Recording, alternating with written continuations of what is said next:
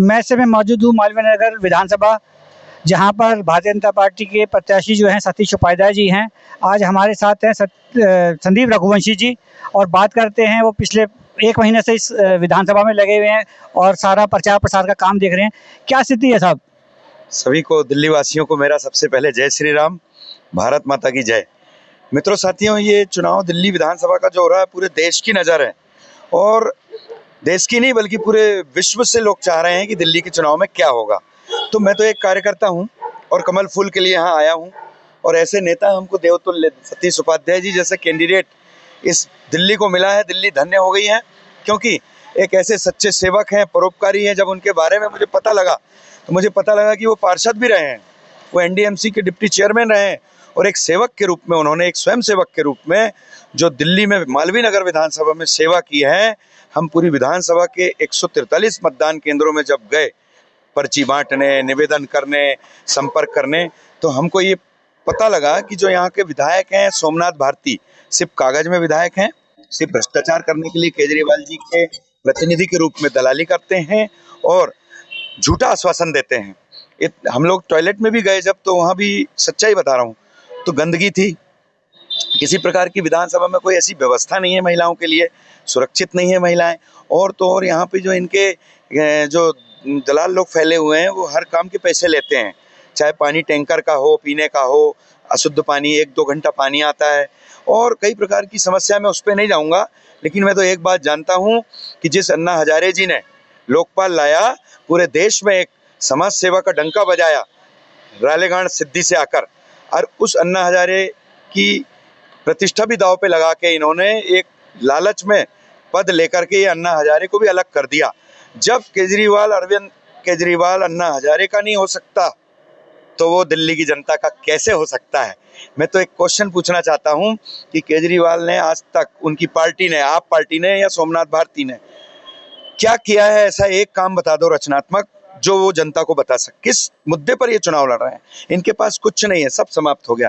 यमुना को सफाई करने की बात भी हमें पता लगी, वोटर बता रहे हैं हमको, हम घर घर जा रहे हैं, कोई यमुना की सफाई नहीं करी इन्होंने। और झूठा आरोप लगाया कि हरियाणा के मुख्यमंत्री ने जहर मिलाकर वहां से हरियाणा से पानी भेजा। ये कोई बात होती है? आप लॉजिकल बात करिए। पढ़ी लिखी जनता है दिल्ली की, समझदार जनता है, देवतुल्य जनता है, और 26 साल से जो वनवास काट रही थी भाजपा, मैं बधाई देना चाहता हूं उन कार्यकर्ताओं को, जिनकी बदौलत हम सिर्फ मालवीय नगर विधानसभा ही नहीं बल्कि पूरी दिल्ली में हम स्पष्ट बहुमत की सरकार भाजपा की आ रही है। मैं धन्यवाद देना चाहता हूं सतीश मालवीय जी को, जिन्होंने पूरी 5 साल जनता की सेवा की, बिना पद पर रहते हुए, बिना विधायक रहते हुए उन्होंने पूरे मालवीय नगर विधानसभा में हमको इतना सम्मान मिल रहा है। जब हम उनका नाम लेते हैं, लोग चाय पिलाते हैं, सम्मान से बिठालते हैं, और जहां सोमनाथ भारती की बात आती है तो कहते हैं कि बस वोट लेने आते हैं, बस जिता दो, विधायक बना दो। तो 3 बार तो चल गया ये झूठा, अब नहीं चलेगा ये झूठा। इसलिए जवाब देना पड़ेगा। हर व्यक्ति को दिल पे हाथ रख के सोचना चाहिए कि एक सच्चा सेवक चाहिए या झूठा आश्वासन देने वाला नेता चाहिए। ये आप पार्टी कभी कुछ नहीं दे सकती, क्योंकि डबल इंजन की सरकार भाजपा की है, और बच्चा मांगे माँ की गोदी और दिल्ली मांगे नरेंद्र मोदी। मैं एक कार्यकर्ता के रूप में अपील करना चाहता हूं कि 5 फरवरी को मतदान है, और पहले मतदान, फिर कन्यादान, फिर जलपान। सबसे पहले अपना कीमती वोट भाजपा को देने में आने वाली पीढ़ी का भविष्य भी है, आने वाली युवा तरुणाई का एजुकेशन, स्वास्थ्य, सब चीज़ों की व्यवस्था, महिलाओं को 2500 रुपये देने का काम, बुजुर्गों को पेंशन देने का काम भाजपा ने संकल्प पत्र में लिखा है।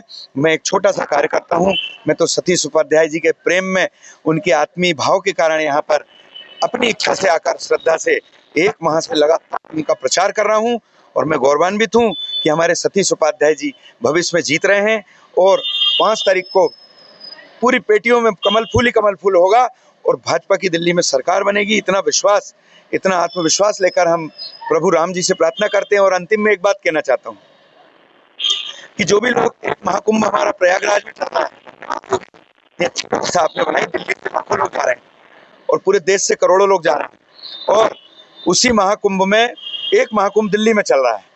तो मैं निवेदन करता हूं, जो दिल्ली से भक्त लोग, गंगा भक्त जा रहे हैं, स्नान करके डुबकी लगा रहे हैं, तो एक डुबकी हमारे भाजपा के लिए भी लगाएं, क्योंकि आने वाला समय विकास का है, और सबका साथ सबका विकास मोदी जी ने कहा है। और दिल्ली की जनता को 26 साल बाद इस भ्रष्टाचार से मुक्ति मिलने वाली है और भाजपा की एक और केजरीवाल का तो नाम कोई बचेगा नहीं, क्योंकि इन्होंने आया है एक शर्मनाक काम किया है। पैसे इनको बांटना था गरीबों में, मास्क बांटना था, सैनिटाइजर बांटना था, इन्होंने मोदी जी के जो टीका से जिंदगी बची उस पर भी प्रश्न उठाया और वही टीका लगवाया। और वही राम मंदिर में इन्होंने कहा मेरी नानी कह रही है कि मुस्लिम के मस्जिद को तोड़कर इन्होंने, ये सब बातें जो है ना शर्मसार करने वाली है। इससे भारत देश का माथा झुकता है। तो तेरा वैभव अमर रहे माँ, हम दिन चार रहे ना रहे। मैं ज़्यादा नहीं कहना चाहता। केजरीवाल को और उनकी सरकार को झूठे वादे देने वालों को सबक सिखाना होगा और दिल्ली की जनता को आगे आना होगा। और लोकतंत्र का ये महोत्सव चल रहा है, इसमें डुबकी लगाओ और इसके बाद महाकुंभ प्रयागराज जाओ और वहाँ डुबकी लगा के एक गंगा जल आचमन करके लेकर आओ और केजरीवाल और आप पार्टी को छिड़को, केजरीवाल को गंगा मैया। मैं ये प्रार्थना करता हूँ प्रभु राम जी से कि हे भगवान, इस दिल्ली को इतना जो प्रदूषण युक्त कर दिया है, तो भाजपा, मेरा नरेंद्र मोदी जी हमारे प्रधानमंत्री जी से भी निवेदन है एक कार्यकर्ता के रूप में कि प्रधानमंत्री जी आपको दिल्ली को गोद लेना पड़ेगा और ये जो संकट मोचक बनना पड़ेगा। ये जो संकट दिल्ली पे आया है, ये आपने जो लुटेरों को दिल्ली सौंप दी थी, तो योगी जी आप ही मुक्ति दिला सकते हो। सतीश मालवीय का मैं धन्यवाद आभार भी व्यक्त करता हूँ, क्योंकि आज शाम को 5 बजे से प्रचार बंद हो